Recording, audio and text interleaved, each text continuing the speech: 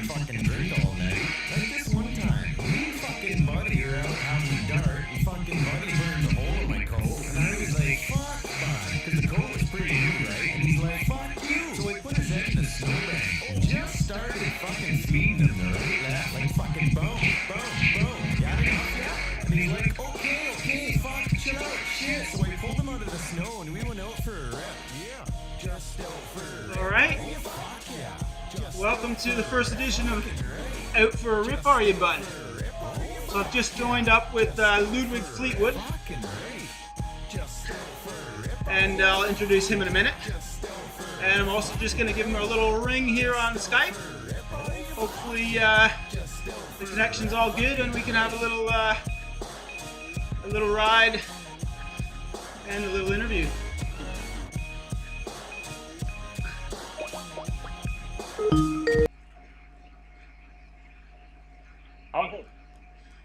Hello there. Hey, you're 31 seconds behind me.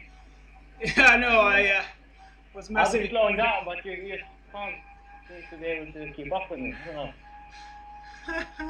Yeah, I was messing around with my data, so. Yeah, no worries. I'll wait for you. How does it work if you want to ride together? You just make sure you keep the same watts, or? Yeah, I gotta not get dropped. That's how. Oh, you won't get dropped. I saw you on the Swedish Champion. You look strong, so. But yeah, if I follow you on the Zwift Companion, Yeah. then when I go to ride, if I click on the course you're on, and I can just follow. Oh, okay. So, but anyway, I don't know. We'll probably might edit this first bit out, but I'm just recording, not streaming. And can you see me or not? No, I can see your face. But that's on your avatar or something. I put a second camera up, so hopefully I thought I would be using that camera. I'll have to check the video afterwards, and I will see how beautiful you are. So anyway, yeah, this is the first edition, like I just said, of Out for a Rip, and Ludwig is my first victim. Yeah. So we're just out for a rip, but he's way ahead. I gotta turn up the watts if I want to catch him. And I need to stop because I'm on a time trial bike, and I should be on a road bike. I'm riding road position, but it might help me on this hill. Actually, it's a big long hill we're going up. Yeah, but I'll have to tuck in on the downhill later. But anyway, so I'll introduce Ludwig. Ludwig is one of the top Swedish triathletes, all in all. And he's two-time Swedish champion. One was Olympic distance, is that correct? Yeah, last year, 2019. Last year in the Olympic distance. And he was also a junior champion in duathlon. He two-time Swedish Cup champ. Not too long ago. If we're talking about a long time ago, we're going to be talking about yours compared truly. with the other one here, then I guess it's not too long ago. He won the Swedish Cup twice. Last year was one of them, so he's a defending champ in the Swedish Cup. And he's had 8 podium finishes in Swedish championship events.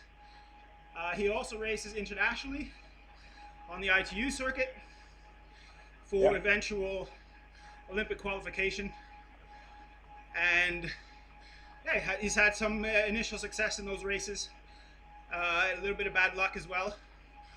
But we can get into that. No. And then he's also done a few half distance races, I guess just to test yourself, but with a fair bit of success, placing third and fifth in Chorn over the last 2 years. Yeah. Yeah, and that's one of the biggest Swedish half distance races. Usually brings out a lot of the best Swedes this year was the Swedish Championship. So Exactly. yeah, so he's an all-around guy, really good swimmer, quite a good runner, and not too bad on the bike. He smashes me. That's why I'm here. To improve on the trainer. That's the most efficient way, I guess. Get strong. Exactly. So, and then you can follow Ludwig on Instagram. It's just Ludwig Fleetwood. The Ludwig is with a W. Facebook, just Ludwig Fleetwood. Is there an athlete page as well, or? I have one on Facebook, yeah. But Instagram is where you will find most of the content. And then I also have a YouTube channel as well. But it's not online at the moment, but there's a lot of previous vlogs you can watch if you want to. Okay. Yeah. So, but yeah, Ludwig's quite active on Instagram. If you want to see some good content, you can follow him there. And then, yeah. So I'm falling even further behind here, but it's not going to be that easy to monitor the power while we're. No, it's 1 minute. That's a half. 30 seconds on this audio, but that's the way it is. I know I'm doing like 200 watts. I'm doing 255 now. Still falling behind. Yeah, I'm doing. Yeah, maybe I'm pushing too hard. Must be I'll this. slow down. Maybe it's this really slow canyon bike I'm riding. Aye. Yeah, I'm on the Orbea, so it's always fast. Yeah, I know, but my virtual bike is a canyon. Oh, yeah, I don't I don't even know what I'm riding. Like the whole Swift thing, it's just I entered and then everything is basically default mode. Yeah, you're on the regular. Yeah. I'm rocking Average. the camel shirt. That's the only thing I've changed. Yeah, the average Joe bike. Yeah. So, yeah. So, but let's get into it. So, what are the plans for this year? Race plans, and yeah, are you doing the Swedish Cup again? Some World Cups, or what's the? Do you have it? Well, it's basically just grinding on, to be honest with you. Like you said, it's been up and down with the whole racing thing. And last year I swapped coach to a Swedish coach, Thomas Wieke, and I moved to Falun, where I am right now. Yep. A bit further north. And yeah, I've come to realize that it's a really good place to train up here. So, like camp-wise, I don't really have any big plans. I'm gonna stay here, and I have a very good group to train with. So yeah, just gonna grind on. And then when it comes to the racing, it's yeah, I don't really know yet, to be honest with you. I want to race the World Cups, obviously, to get points to the Olympic qualification, but I'm not even close in the ranking, so I guess this year I will aim for the continental cups, like European Cups and African Cups, and then just try to get some real good results, and then maybe do some World Cups in the end of the year. So that's the goal. And I'm starting the race season already in 3 weeks in Egypt. Oh, no kidding. For doing an African Cup. So that's what I'm thinking about right now when I'm doing this long indoor ride. Is that associated with the new sport hotel there, or? No, actually not. It's the Apollo Hotel is in Hurghada, and I'm racing in Sharm el-Sheikh. But hopefully, I will get some help with accommodation and stuff, so it gets a bit cheaper. But it's quite far away. Okay. But still good to go to Egypt, I think, to help them out a bit with the promotion. Why not? Sure. And is it an ITU race, or is it a private? Yeah, it's an African Cup. Okay. And then also the Arab regional championships or something. But it counts as a continental cup, so yep. You get ITU points and stuff. So yeah, looking forward to that. The Nice. shape is coming along really good, so I don't want to say too much, but yeah, it would be really cool to try to go for the podium. Yeah, you never know what to expect when you go and race in the heat, but I guess if you do a little more. Yeah, that's the thing. Like, I know my shape is really good, and especially the running is really good. But again, first race of the year.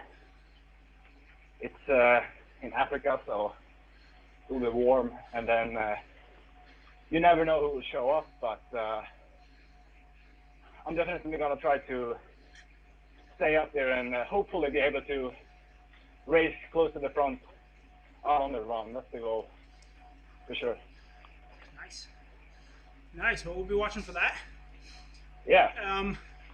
Yeah, because I heard you said your form is good. We heard you did a 8:45 3,000 meter, which was a pretty big PR. 43. Didn't you do that like 6 weeks ago? Yeah, 8:43. It was 8:42. Well, it's even faster. 43. Nice. And so Yeah. for how you were running last summer, the fact that you improved your off-season run that much, who knows what that could be for this summer. Yeah, exactly. No, I mean, from like end of September to basically Christmas, training was super smooth, and I basically nailed every session. Was very slow in the water, but like I increased my running volume to something I've never been close to before. So, and that really showed on that race as well. Then, unfortunately, I got sick after Christmas, and I was out for like 2-3 weeks. And then when I came back, I had a couple of injuries. So the start of the year wasn't great, but for 3-4 weeks now, I've been able to train really well again. So nice. Yeah, now I'm confident. Back at it. Yeah, the legs forget the injuries and the sickness pretty quick, and sometimes you need the rest that you have to take when you do get those. Exactly. So yeah, I was very down and sad there for a while, but like you realize how fast you come back to your previous shape, and now I'm even stronger. So yeah, not too worried anymore. Well, I'll make sure my athletes listen to this, because I got a few that have been sick off and on. Yeah. A lot of the winter. They're on like their third cold or their second flu. So yeah, it's nice to hear it from the top guys that they go through the same stuff, and you can come back, and yeah, the body turns it around pretty quick. Yeah.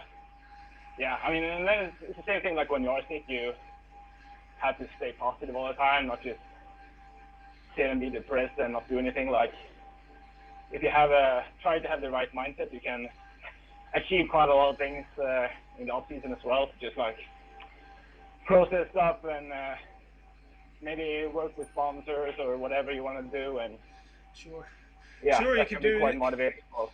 You can do some stretching, you can do some massage, you can do a little bit of light core to, try to correct some imbalances. It's always a little bit you can do, but it seems like sometimes it just takes forever. Yeah. And then at the same time, it's good to just be able to maybe not think about triathlon for a while. Just feel a bit sorry for yourself and enjoy some time in the sofa, because when you're training, you won't be able to do that. So sure. Just stay positive.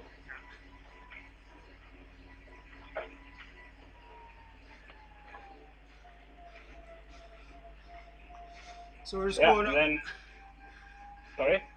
I'm just going over these rollers. Hopefully, I'm going to catch you back on the downhill. Yeah, it's harder to talk than I expected, actually. Like, especially when you're going uphill, all of a sudden you're doing 260 watts, and then you're struggling with your breath. So. I've been riding like 280 watts for the last few minutes. But maybe that's why this is gonna be a successful new interview thing. All right. Well. I'll wait. But you did a few training camps. Sorry. You've done a few training camps the off season. Yeah, but I've done one. I went to Fuerteventura with the national team in end of January. Yep. And that was just when I started to get healthy from my cold, Yep. or from being sick. So it wasn't really great. And then I kind of overshot it a bit the second week. So the last 3 days I got some pain in my knee. So yeah, like I said, it was just like a bad spiral because I was sick, but then I also had an inflammation in my rib coming into the camp, so I couldn't swim. So basically on the day, my rib got good, and then my knee got bad. So it was just like, oh, come on, just give me some something nice here. So I had to take a couple of days off from running and riding when I got back home from Fuerteventura. But now everything is sorted, touch wood. Good. And yeah. But then, yeah, but from now I don't really have any camp planned. I'm going to Mallorca for a week, but that's basically it. And then Egypt, of course, but that's just racing. But Oscar was in Egypt. Were you not there with him in the fall, or? Nah, it was just Okay. Oscar and his girlfriend Sarah. Okay. Yeah, I couldn't remember if you'd gone no. to that one as well or not. You know, I've been spending the winters abroad for the past 4 years. So now it's my time to stay in Sweden and push through the cold instead, letting everyone else go away. Yeah, there's, you know, having done a lot of winters abroad myself, Yeah. there's positives and negatives. You know, you can get more consistent, you know, heavier training when you're away, but I always found that once May and June hit and really had nice weather in Europe, that that the others who hadn't been away are getting this boost from the weather. Yeah, exactly. And you're like, oh, you're not getting the same boost because you've been in good weather. Yeah, So, no, I feel like I recognize that exactly. Like, you're doing good and you're doing well and you have a really, really good time with training and everything and meeting new people. And then for me as well, like, I came home to Sweden and stay with my parents, which is nice, obviously, but there are times when you kind of want to be on your own and stuff, and that kind of hit me hard mentally as well. okay, yeah. So that was a big part of it. And also being abroad, like I went to New Zealand the first year, and then I was in South Africa almost for 3 years. And I mean, those places are really, really nice. So I mean, you do good training, but there's also so many other things to do. Yeah. Not that I went out on day trips and stuff, but I don't know, like in South Africa, for example, it's very cheap to eat out, so you go out and eat a lot, and that kind of takes more energy than you would think. Yeah, well, there's a big social aspect to being away training, and you know, everyone you're around knows that you have all day, every day, and you actually sometimes sacrifice some rest for being out. Not out at night, but just out during the day or whatever. Yeah. Just Are you make passing sure. me now? Yeah. I spreaded that. Oh, yeah. But I think like now when I've been in Falun this whole autumn, like I haven't even been longing to go to the heat, to be honest. It's been really good here. Now when the snow is here and like I have to do all the rides indoor, it's a bit annoying, but at the same time I have a really good schedule and I have really good routines, and like everything from cooking the food to the road I take up to the swim and everything in between, is just everything works like perfectly fine. So Yeah. I know that if I go abroad for a week or two, I have to find completely new routines and everything, which takes time to set. Absolutely. Like now I know that Tuesday mornings we do a threshold swim set. Like Friday mornings I do an easy swim set with the squad, and it's just so comforting when you know what's going on. Yeah, you got your routine. And Absolutely. yeah, so that's made me so like a lot more consistent week in and week out. So apart from the weeks when I've been sick, I've basically been on the same like amount of hours in training. And like when I look at on my program and I compare each week, like I can see all the sessions are on the same place week in and week out.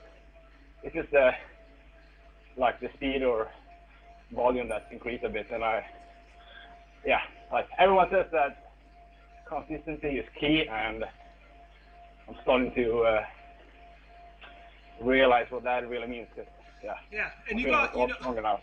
right, and you got your routine, you got your program. You can really follow it.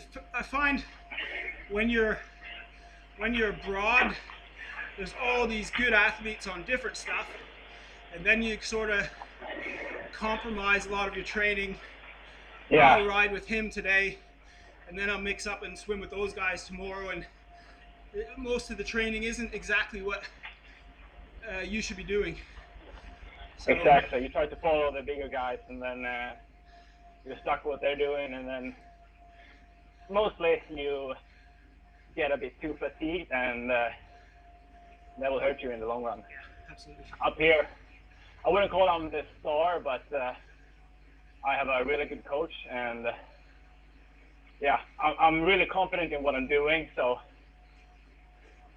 not to sound too cocky, but like I do what I have to do, and if anyone wants to join me, they're more than welcome to join. But there's no risk that I will try to follow someone else, because I'm a strong believer in what me and my coach are doing right now. Sure. Yeah, and that's, you know, I used to do that.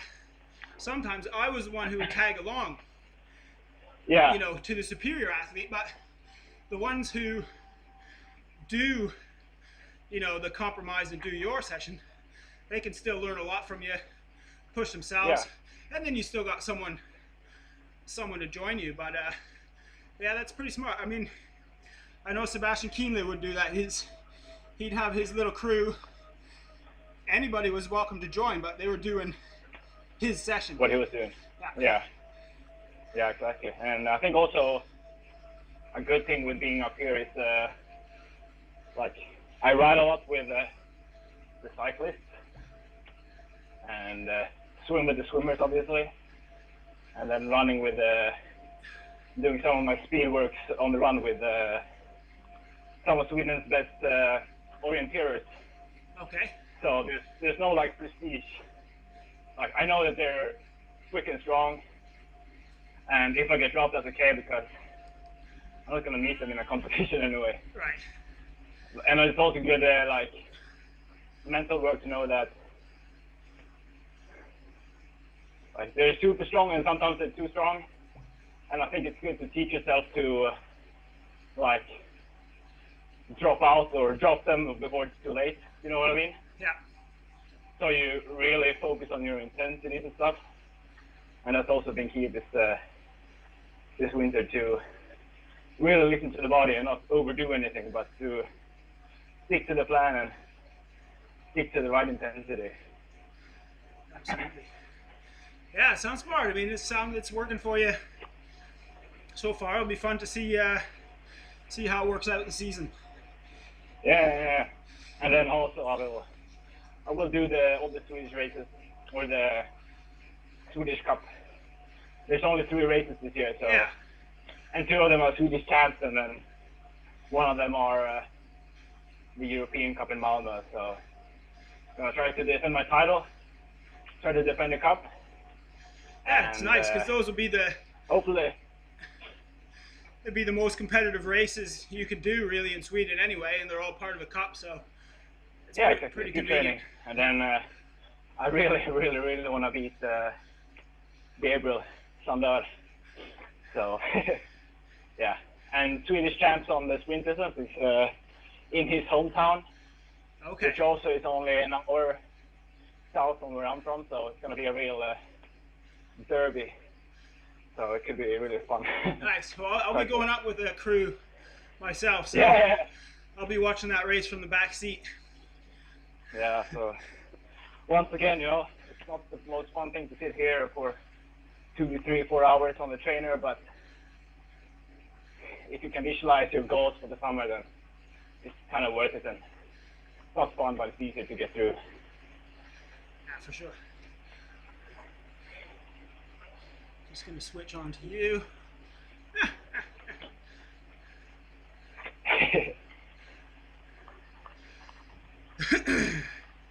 So now everybody can see your power and heart rate for these next few minutes.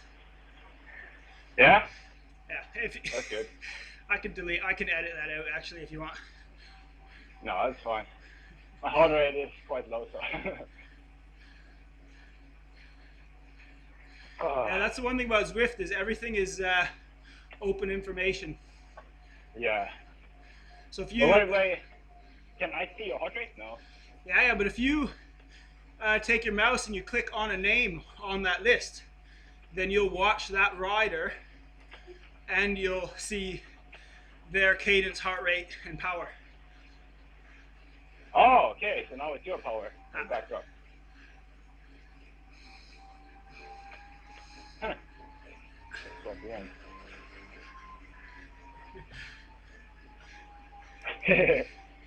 But you're chilling, aren't you? Yeah, I just catching back up. I'm used to the surges now. That's been my learning process this winter, is to learn to pump 500 watts for 20-30 seconds when I need to. So just bridging gaps all the time. yeah, Being dropped and then closing the gaps over the top. That's the secret. yeah, because it's on Zwift, like my group, I have a Zwift racing team. I've told you about it. And Yeah. I'm telling my viewers, all 3 of them. But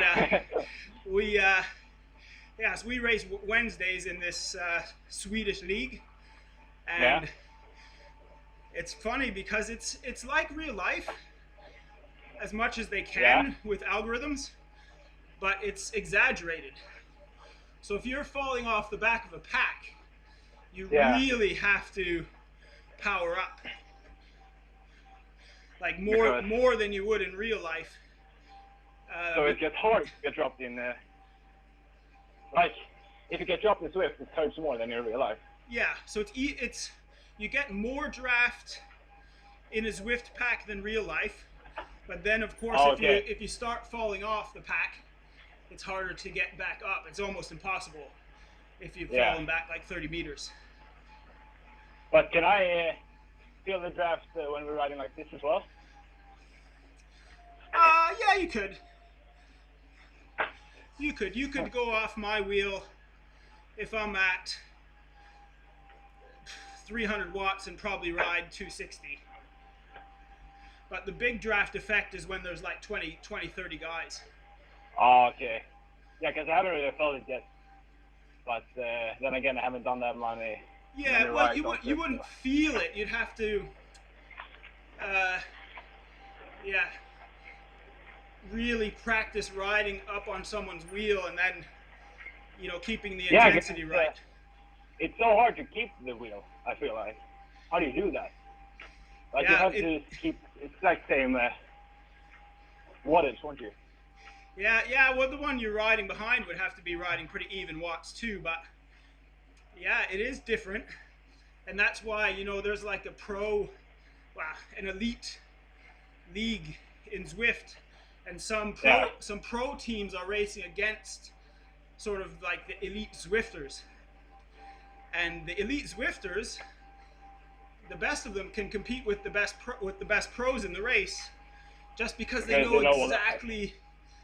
exactly how it works. Yeah. Huh.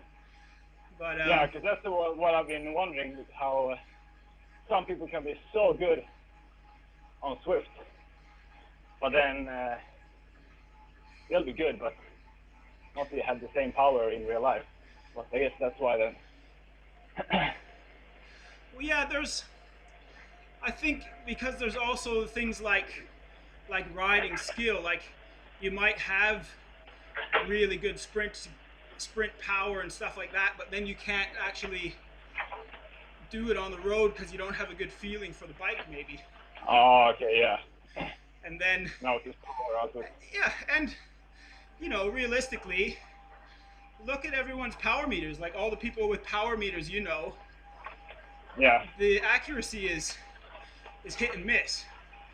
So if your power meter's 5% off, that's gonna make a huge difference on, you know, how you perform on here. So, you know, if you're racing on Zwift, you just got to understand you're doing it for yourself and trying to better yourself. Yeah, exactly. Not to like really compare against everyone else. No, just try to keep the highest highest wattage possible. Yeah. But what if people are like tapping up the hills and stuff? You still have to follow, don't you? Yeah. Well, that's where it's more realistic is when you're doing a hilly course, because then it's just as much power, much more related to your power. Yeah. Than the drafting. Huh. and then to make it even more complicated, a lot of races allow these power ups. Yeah, it's like Mario Kart. Yeah, exactly. And it really, once you get used to them, they help you a little bit, but they help everybody. So. Yeah, exactly. You just have to be tactical and use them at the right moment if you're racing, I guess. Yeah. Whew. Good now. You're taking off now, aren't you? Yeah, but I gotta switch bikes anyway. I'm such a tri geek today on my tri bike. Does it make a big difference? Hard to say.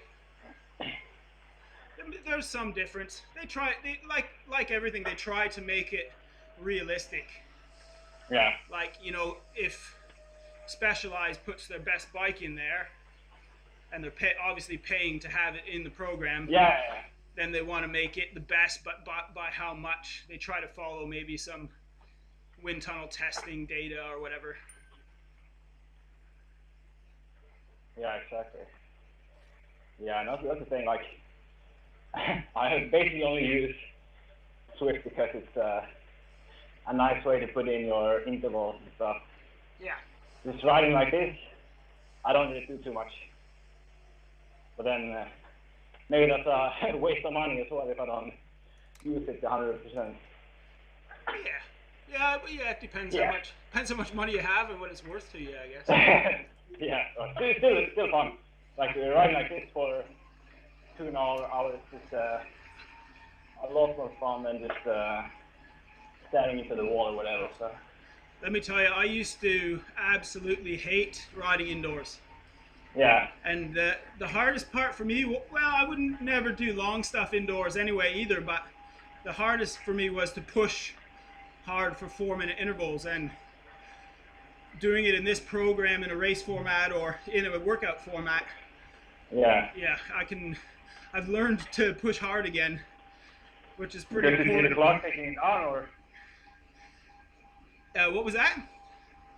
Because you see the clock ticking down, or is it just? Yeah, that. Why and knowing there's other. Sometimes you're doing a workout with friends yeah, it's a little more like pushing each other outdoors. So it's good for the old guys, and you'll find it's funny if you look at a lot of the races I do. There's so many 40+ guys. I tell you, Zwift racing is for washed up old guys. Because when I was first doing it, I was like, well, I'm 40+, so I'm doing pretty good. And then I started looking, there's like half the guys ahead of me were also 40+. It's like so you feel like yeah, the young serious guys are doing their. People having like laser bikes up, just like, fuck it, just ride. Like following marching, for example, and we see talking about Swift. It's entertaining. Yeah, absolutely. Oh. Anyway, how much you got to go yet? 55 minutes. Nice. Yeah. But, yeah, I rode 3 hours this Saturday, and that was the first time I really. That was not fun at all. Sometimes, like, the time just run by, like today. Yeah. But then sometimes when you don't want to sit on the bike from minute one, you know, that's a lot of suffering. Not even suffering, just boredom, being bored. Yeah. Yeah, well, that's why I think this podcast thing I'm gonna try. Yeah. What we're doing now is kind of fun because, yeah, you are much more likely to join me for this while you're training than like set up a time when you want to be resting on the couch after. Yeah. So, yeah, it's Yeah, no, we definitely have to do it again, and you need to find more people as well. It was, I think this could be a thing. And Yeah, I mean, well, you have a lot of good contacts as well, like, you know, some big stars, and people definitely want to look at that. yeah, well, that's the key. I got a lineup, and it's just figuring out the topics and getting the timing, making sure the sound and everything seems to work at least, so people can understand what we're saying. Yeah. And then, but it's pretty simple. I mean, you're riding Skype and you got your iPhone on, or you're riding Zwift, you got your iPhone on the Skype, and seems to work half decent. So Yeah. it doesn't take a lot of technology. Do you have a microphone now, or are you talking to the phone? No, I got a pretty cheap microphone actually, but it works pretty good. Yeah. And so yeah, I'm doing the Skype and the Zwift on the computer together. Oh, okay. And then there's a program called, there's a streaming program that you connect with your YouTube channel, and then you can record or stream through the program. So it's pretty simple. Okay. It's you got to figure that program out. But once you do, it's quite simple. Yeah. So everything you're doing on the computer gets recorded basically. So if someone would send you a message on Facebook on the computer, that would get recorded as well, I guess. Nope. No. Because you can designate in the streaming program which windows you want to capture. So I got a capture window for Zwift, and I got a capture window for Skype. So everything else is muted. Yeah. So you'll see it when you watch. Well, when I put it up and you watch it, you'll see what things are showing. Yeah. Well, will it be up? I want to watch it. Yeah, maybe I can put it up and you can watch it for the rest of the ride. No, you need to edit it first. It's gonna be a lot of editing hours, like adjust the lights and everything. It's gonna be at least a week. Yeah, well, we'll see. We'll see what needs to be done. But So who else are you planning to interview? well, I have actually I have some secret guys. Ooh. I have some secret top, like world-class Ironman guys. I have the guy who runs the biggest Zwift team. Oh. So they have a big sort of training platform as well, and big atmosphere. So just want to talk to him about that. And then I have one of the top Zwift riders. I just thought it's sort of interesting to talk to these guys and then relate what they're doing in Zwift to real life for them. So yeah, but I got a lineup. But we'll see if this one's worthy worthy of promoting, or we do another one again in a month or two, maybe after your first race. Yeah, it goes well. Nice. That's always the thing. Yeah, but let's wrap it up then. Yeah. So, again, I'm happy. You're happy. Everyone's happy. yeah, it's Ludwig Fleetwood. I'm going to put his link, his stuff down in the description below. And make sure you give us some likes, notifications, and wish him luck. And we'll talk again soon, Yeah. bud. Yeah. Do a rematch.